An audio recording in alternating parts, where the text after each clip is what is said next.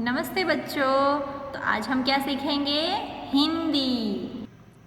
तो देखिए बच्चों, हिंदी में हम क्या सीख रहे हैं? स्वर सीख रहे हैं। और स्वर में हमने अ से लेकर री तक, अ से अनार से लेकर री से ऋषि तक के सारे स्वर सीख लिए हैं। तो अभी ये सारे स्वर सीक्वेंस में यानी कि एक साथ कैसे लिखना है वो अभी हम सीखेंगे। बच्चों, अभी थोड़े समय में हमारी परीक्षा यानी कि एग्ज़ाम आ रही है, तो एग्ज़ाम में भी आपको अ से लेकर री तक के स्वर लिखने हैं। तो वो कैसे लिखेंगे? अभी चलिए मेरे साथ सीखेंगे ना। देखिए बच्चों, पहला स्वर कौन सा आता है? अ से अनार। तो हम अ से अनार से शुरू करेंगे, ठीक है? तो आप सब मेरे साथ लिखेंगे ना। चलिए शुरू करेंगे। पहले क्या करेंगे? वक्र रेखा, उसी से जोड़कर दूसरी वक्र रेखा, थोड़ा से ऊपर की तरफ खींचो, दोनों के बीच में छोटी सी आड़ी रेखा, फिर खड़ी रेखा। और हिंदी में ऊपर की तरफ क्या आवश्यक होता है? आड़ी रेखा। देखिए बच्चों, मैंने कौन सी रेखा से शुरू किया है? पहली और दूसरी।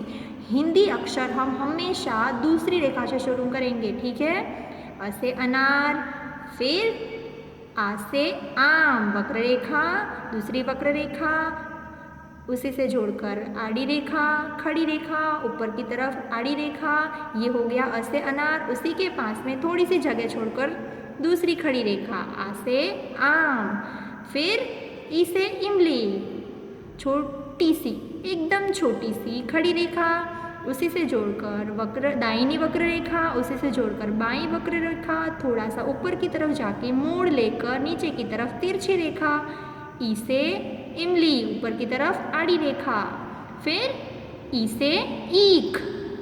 आपको ई से ईख के लिए पहले क्या बनाना है? ई से इमली बनाना है। और फिर ऊपर की तरफ छोटी सी वक्र रेखा, ई से ईख। उसके बाद क्या आएगा? उ से उल्लू, वक्र रेखा, उसी से जोड़कर दूसरी वक्र रेखा और उसे थोड़ा सा ऊपर की तरफ खींच लो, उ से उल्लू। और हिंदी में क्या आवश्यक होता है? ऊपर की तरफ आड़ी रेखा। उ से उल्लू के बाद क्या आएगा? उ से ऊन।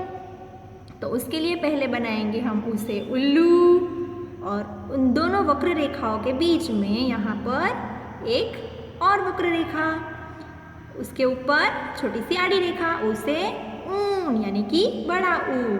और हमारा आखिरी स्वर कौन सा होगा अभी? री। तो कैसे करेंगे री? पहले ये बिंदु से शुरू करके खड़ी रेखा, उसी से जोड़कर यहाँ पर दोनों के बीच में यानी कि पहली, दूसरी और तीसरी रेखा से एक वक्र लाइन और वक्र रेखा, और फिर यहीं से जोड़कर नीचे की तरफ तिरछी रेखा। इन दोनों रेखाओं के बीच में से यानी कि यहीं से शुरू करके अभी इस तरफ ऊपर की तरफ जाना है, एक गोला बनाना है, और फिर वहाँ से उसी से जोड़कर एक वक्र रेखा। ये हो गया हमारा स्वर री। री से ऋषि। समझ में आया बच्चों? तो इसी प्रकार से आपको अ से लेकर री तक लिखना है। चलिए एक बार फिर से लिखेंगे। पर बच्चों, जब भी आप स्वर लिखो, कैसे लिखोगे? हमेशा बोलते बोलते। जैसे कि अ से अनार, अ से अदरक, फिर आ से आम, फिर ई यानी कि छोटी ई से इमली, उसके बाद बड़ी ई यानी कि ई से ईख, उसके बाद छोटा ऊ से उल्लू, फिर बड़ा ऊ से ऊन, और फिर होगा री से ऋषि। समझ में आया बच्चों? इसी प्रकार से आपको बोलते बोलते ही अ से लेकर री तक के स्वर लिखने हैं, और जिस तरह मैंने लिखे हैं इसी तरह आपको पहले अ, आ, ई, उ और री इसी प्रकार से लिखना है। कोई भी पहले अ लिखेगा, फिर आ लिखेगा, फिर ई, इस तरह से नहीं लिखना है बच्चों। समझ में आया? आपको ऐसे ही सीक्वेंस में ही लिखना है। समझ में आया बच्चों?